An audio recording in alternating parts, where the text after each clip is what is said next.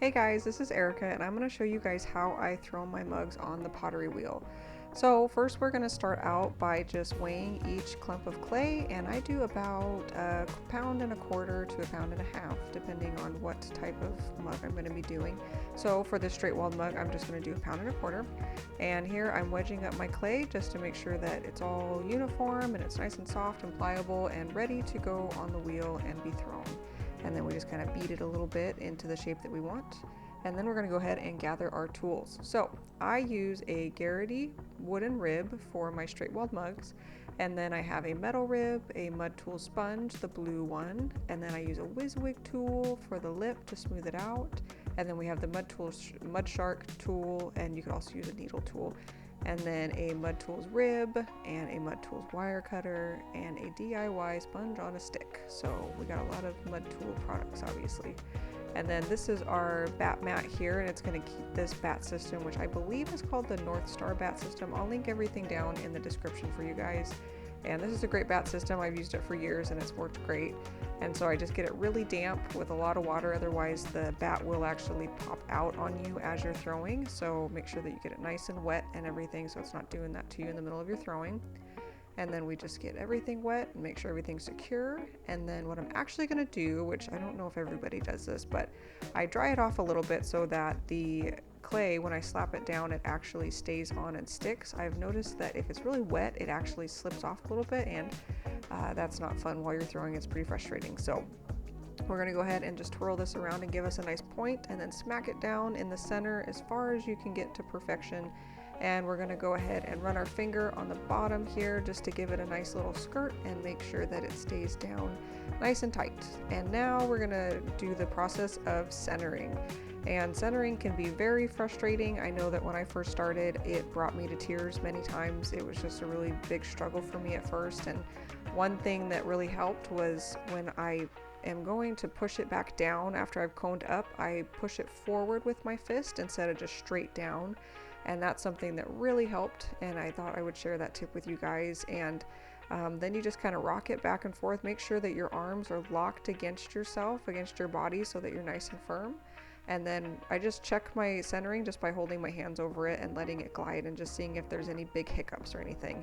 And I just want to let you guys know that you don't have to be perfectly centered. Like I said, when I first started, I was obsessed with centering, and I figured if I couldn't center it, I couldn't make a good pot, and I was a failure, and it just wasn't good. So I'm just letting you know that it is okay if it's not perfectly centered. If there's a little bit of a wiggle, it's okay. You're gonna make a great pot anyways. It doesn't matter that much. So just get it as close as you can and just have a good time. So checking it one more time to make sure it's close to center for myself, and then we're going to go ahead and we are going to open it up.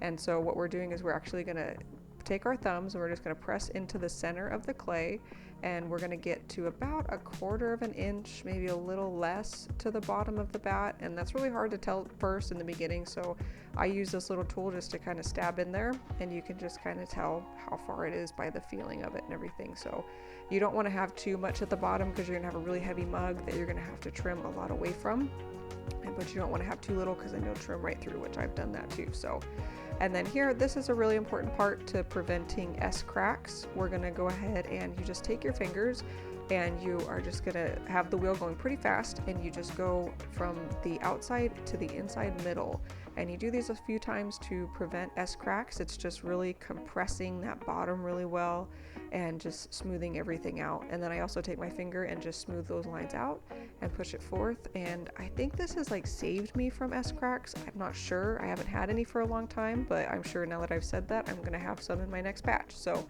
hopefully that helps you guys, and we're gonna go ahead and start pulling up our walls. So I let my Mudtools sponge just ride along the bottom for a little bit, because what it's going to do is it's going to gather that clay to where it can give you the height that you need to bring that mug up. So I'm going to do that with each pull. Just keep gathering it from the bottom and pulling it up. If you don't gather it from the bottom, you're going to end up making your walls really thin and have a really thick bottom, and so it's not going to be very uniform, and it's going to feel like a very heavy mug. And you want your mug to feel not super light, but you know, it's an experience to hold and everything and pick it up, and it's not a paperweight that could possibly kill somebody. So We just want to make sure that we have a good uniform mug that is even throughout. So I'm going to keep doing that until I've got the height that I need. And then cleaning out the bottom is important. Make sure you don't have a bunch of standing water in the bottom of your mug so that it doesn't create S-cracks later on as well. So this was a bit of a blooper that I left in because I wanted you guys to see that at first, when I first started pulling, my fingers started sticking and you can kind of see that the mug was going off center. So you need to make sure that the inside of your mug is nice and wet when you're doing any form of rib on the outside, because if your fingers stick, then things start getting messy and your mug starts getting wobbly, and it just kind of, it's not a great thing. So I just always make sure that the inside is wet. And then we're going to use our Mudtools rib right here. And again, we're just going to smooth it out. I add a lot of decoration to the outside of my mug, so I'd like to have a really nice smooth surface. And then of course we're going to go ahead and empty out that bottom of all the water and make sure it's nice and smooth on the inside. And then we're going to use our Wizwig, which is a fun little tool that is just really good for making sure that your rim is nice and smooth and round, and it's not going to make people dribble all over themselves, and it's just going to feel good to drink from, which is always nice. So let's go ahead and we're going to wire it off to make sure that the mug has a little bit of breathing room when it's moving around while it's drying a little bit. And I let it dry until, you know, it's easy to pop off and it's not going to distort. And then I will store it in a damp box, and then I will trim it once it's ready to go. And so this one is almost leather hard. I let it dry a little bit, and then we will get to the point of trimming later. So that's it, guys. Thank you so much for watching. I hope you enjoyed it, and we'll see you on the next video.